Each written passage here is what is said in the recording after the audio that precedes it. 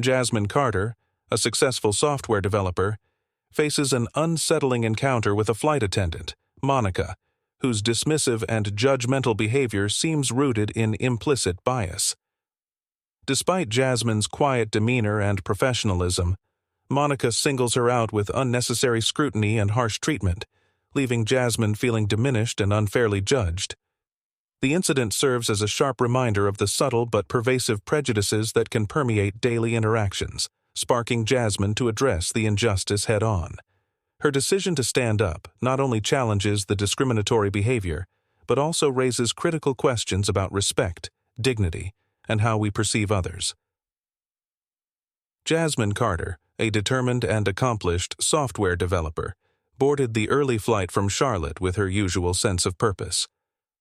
Another meeting awaited her in Chicago, one that could shape the future of a major project she had been spearheading.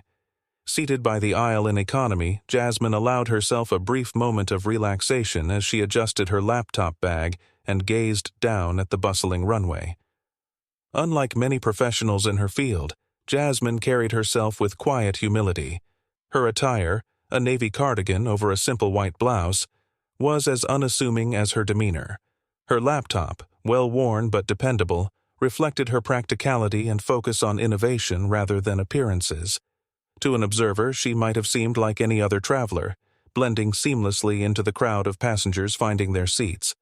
Yet behind her calm exterior was a woman who had surmounted countless obstacles to reach where she was. Today's flight, to Jasmine, was simply another link in a long chain of her carefully planned success. She couldn't have known that this mundane trip would unravel into an encounter that would question her convictions and force her to confront a reality she often tried to set aside. As passengers settled into their seats and the aircraft engines began to hum steadily, flight attendant Monica navigated the narrow aisle with practiced efficiency. Monica, a veteran of the skies with nearly a decade of experience, had a reputation for her meticulous attention to rules, but her sharp, brisk mannerisms often left passengers feeling dismissed. Some chalked it up to her no-nonsense attitude, while others quietly hoped not to cross her path. Monica's attention landed on Jasmine as she passed her row. At a glance, Jasmine's quiet posture and focused gaze didn't register as noteworthy. Yet Monica's expression hardened slightly as she leaned toward Jasmine, her tone curt and impersonal. "Ma'am, you need to fasten your seatbelt. We're about to taxi," Monica said, her voice tinged with impatience. Jasmine, caught off guard, quickly obliged. "Of course," she replied politely, pulling the belt across her lap and snapping it in place. Her voice was steady, calm, and free of hostility, but Monica wasn't finished. "The seatbelt sign has been on for a while now," Monica added, her tone carrying an edge of irritation. "It's important to follow instructions like everyone else." Though Jasmine maintained her composure, the sharpness of Monica's words stung. She had been quietly working, causing no disruption, yet the flight attendant's tone felt disproportionately harsh. It wasn't the first time Jasmine had faced moments like these, brief but pointed interactions where subtle assumptions seemed to hang in the air. While she chose not to respond further, the moment lingered. It felt less like a procedural correction and more like an unspoken judgment. Determined to shake off the discomfort, Jasmine tried to focus on her project notes. But she couldn't ignore the sense that Monica's scrutiny extended beyond that initial exchange. Each time the flight attendant passed by, Jasmine felt her gaze linger just a fraction longer than necessary. The repeated attention, though subtle, felt deliberate, and Jasmine's unease grew with every glance. Other passengers, having noticed the exchange, occasionally glanced in Jasmine's direction but said nothing. The quiet tension was tangible, yet Jasmine refused to show any outward reaction. Inside, however, her thoughts churned. It wasn't just about a seatbelt. It was about being seen and judged in a way that felt entirely unrelated to her actions. Feeling the need to process her frustration, Jasmine reached for her phone. She opened a message to her husband, Marcus, whose unwavering support had always been her anchor. Typing quickly, she wrote, "Strange run-in with a flight attendant. She was unnecessarily rude, and I can't help but feel it's because of me, frustrating, but trying not to let it ruin my day." Hitting send, Jasmine exhaled softly. She didn't intend to escalate the situation, but sharing her feelings with Marcus felt like a small act of reclaiming her perspective. As she stared at her phone, waiting for his reply, she couldn't shake the undercurrent of injustice that had quietly seeped into her otherwise routine day. Marcus was always the calm in Jasmine's storm. She didn't know exactly how he would respond to her message, but she trusted his steady judgment. As the CEO of a thriving logistics firm, Marcus was well-versed in handling delicate situations with tact and precision. Despite his demanding schedule, Jasmine knew he would never dismiss her concerns. Moments after she sent her message, her phone vibrated with his reply.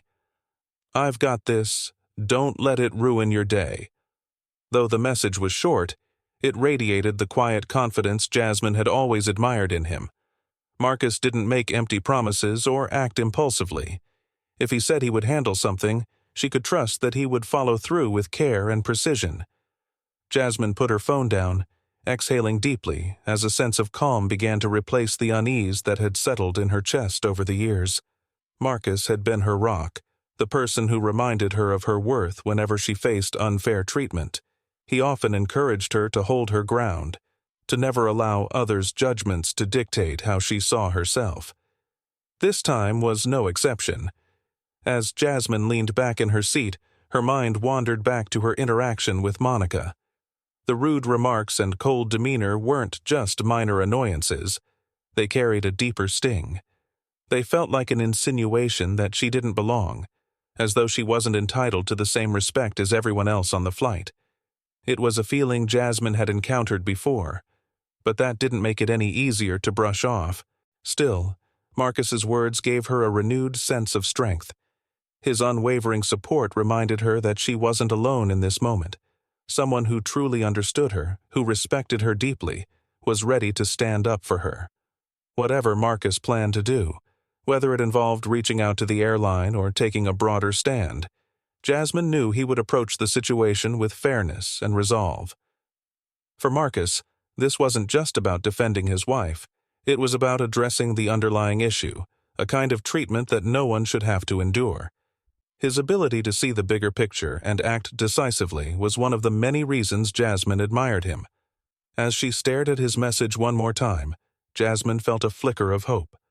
Perhaps this unsettling experience could lead to something greater, not just for her, but for anyone else who had ever been quietly diminished by someone else's assumptions. The rhythmic hum of the plane's engines was almost soothing now. Jasmine allowed herself to release the tension she had been holding on to since the encounter. Trusting in Marcus's ability to navigate the situation, she shifted her focus back to her meeting notes, determined to make the most of the rest of her flight. When the plane finally touched down in Chicago and the seatbelt sign blinked off, Jasmine stayed seated, letting the crowd around her bustle to gather their belongings. She took a deep breath, steadying herself for what came next. Whatever Marcus had planned, she trusted him completely. But Jasmine also knew she wasn't done with this moment yet. There was still a part of her that needed to reclaim her sense of belonging before she stepped off the plane. Jasmine had no intention of letting the matter pass without addressing it. As the plane emptied and the aisles cleared, she stood, her steps deliberate as she walked toward the front of the cabin. The sound of her shoes against the floor was a quiet but purposeful reminder of her resolve.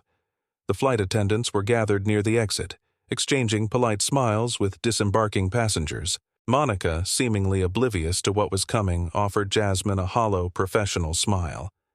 "Have a good day," she said, her earlier coldness now masked by surface-level courtesy.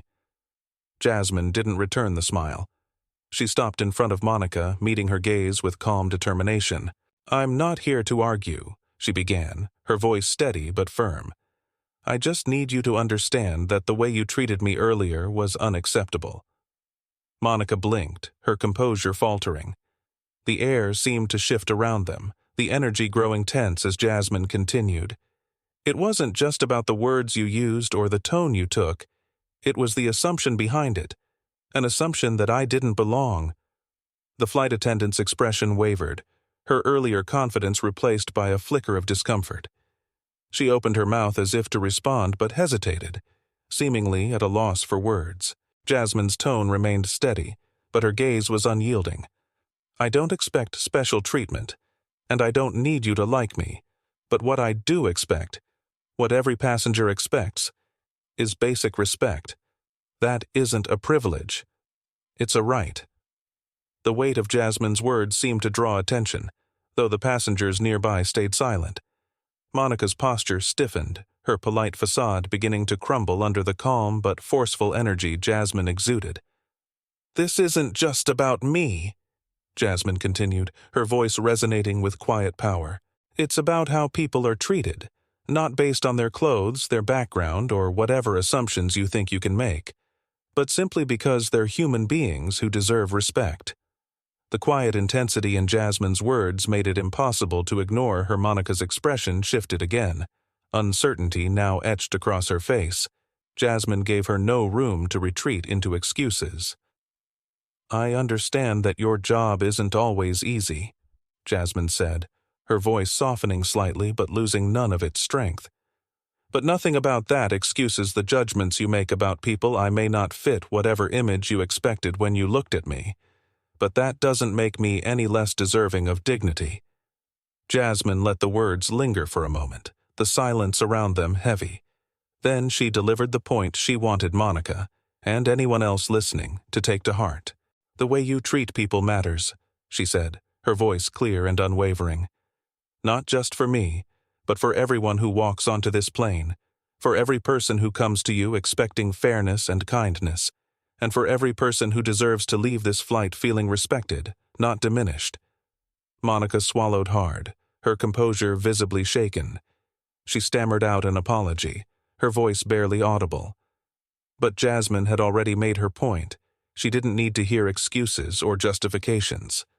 With one last measured glance, Jasmine turned and walked toward the exit, leaving Monica to grapple with the weight of her actions. As Jasmine stepped off the plane and into the bright light of the terminal, she felt a deep sense of clarity. This wasn't just about speaking up for herself. It was about setting a precedent, one interaction at a time, for a world where respect wasn't something anyone had to fight for. No one should ever have to prove their worth just to be treated with basic decency. Jasmine's voice softened, but her determination remained unwavering as her words hung in the air. The cabin seemed quieter, the weight of her message pressing down on everyone who overheard. Jasmine looked Monica directly in the eye. "This isn't just about you saying you're sorry," she continued. "It's about rethinking how you see people. Respect isn't something you offer selectively. It's something every single person deserves." With that, Jasmine stepped back, giving Monica the space to process what had just been said. She hoped the message would stick, not just as a lesson for Monica, but as a shift in perspective that could ripple far beyond this single flight. Later that evening, Jasmine sat in the quiet of her living room, the day's events playing back in her mind.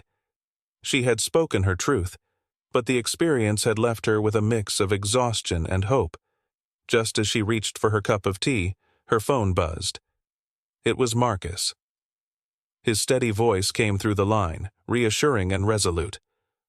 "I spoke to the airline," he began without preamble. "Monica has been addressed directly about her behavior. She understands the gravity of what happened." Jasmine exhaled deeply, her relief palpable. Marcus wasn't finished, though. "But this isn't just about one person. I've initiated discussions with their leadership team about overhauling their training programs. Every staff member needs to understand that respect and dignity aren't optional. They're fundamental." A warmth spread through Jasmine as she listened to her husband's words. This wasn't merely about resolving her own experience. It was about creating lasting change for everyone who might walk down a similar path. Marcus's swift and decisive action reinforced her belief that speaking up had been the right choice. "Thank you," she said, her voice soft but sincere, "for always seeing the bigger picture." "Always," he replied. "You deserve nothing less." As Jasmine ended the call, she felt a sense of quiet pride.